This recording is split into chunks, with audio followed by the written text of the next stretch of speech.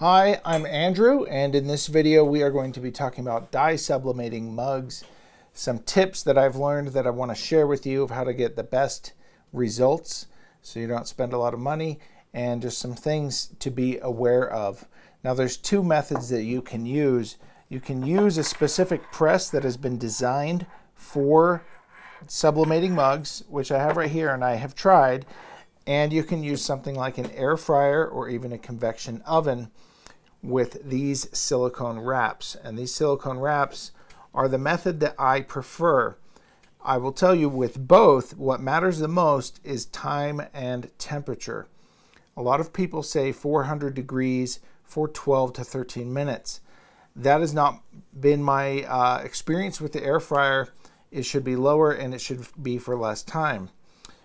But everything that I'm talking about, I will have links in the description below if you want to pick up some of these items, like where I get my mugs, the ink that I use, the printer that I use, and basically everything. So with the press, the reason why I don't like the press is basically the surface area. Once you close this, you don't get as much area. Now there are different presses, and some are very expensive. So if you're just getting into this, I would maybe recommend something like this, and I'll tell you why. This silicone wrap gets extremely close to the handle of the mug, whereas most presses that I've seen don't do that. And if you have slightly unique contours to your mug, this silicone wrap will adhere or form better to the contours than most of these presses.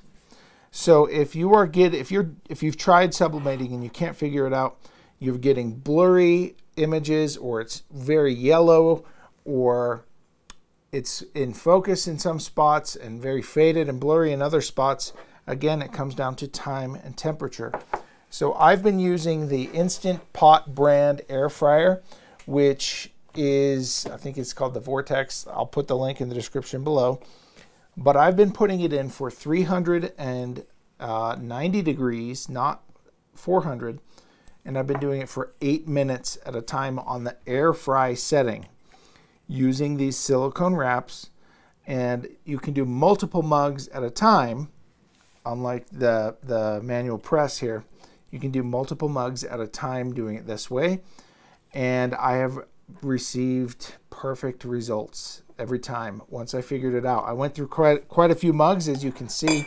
These are all the rejects here.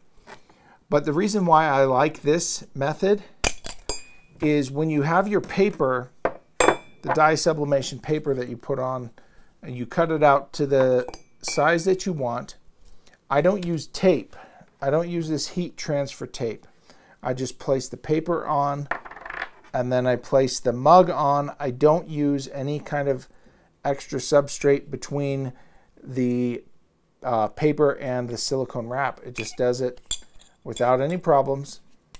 And then I attach the wrap on like that.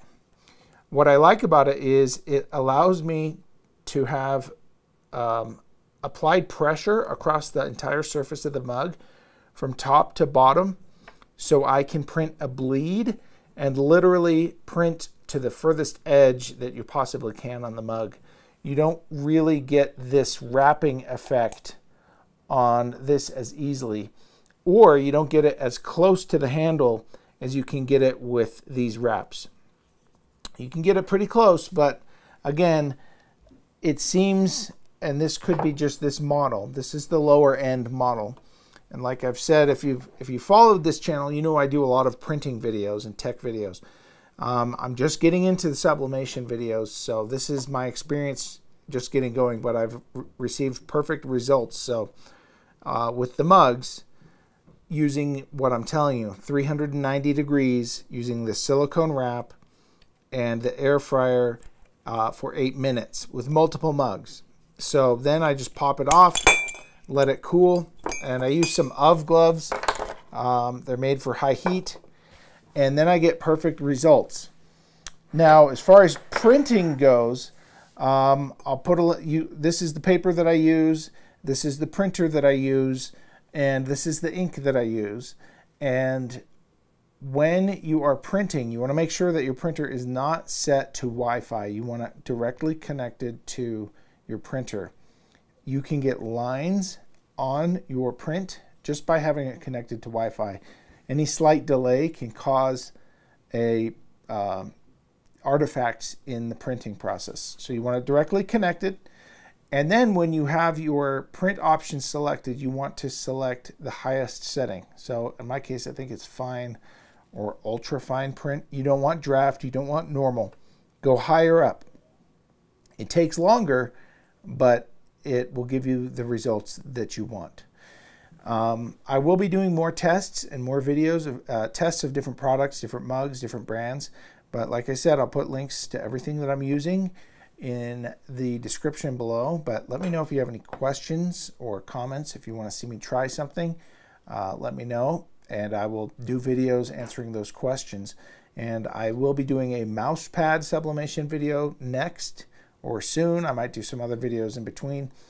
But I'm here to help you out and figure out this sublimation process. I'm having a lot of fun making these products, and so I'm sure there's a lot of people that have questions before they get involved too heavily, because you can spend a lot of money. I wanted to see how it goes. If it goes well, which so far it is, then I'll expand this. But for now, I'm kind of taking the minimalist investment approach to this, and I'm getting great results, so then I'll expand it. But please give me a like if this video was helpful for you. It really helps out my channel. And let me know what the best part was, what you still have questions about in this video. This is kind of off script, just ad-libbing of my experience, and so there might be something that I didn't clarify, and I want to make sure that I do my best in these videos. So hopefully what I've said has helped you, and I look forward to hearing from you and seeing you in the next video. Thanks for watching.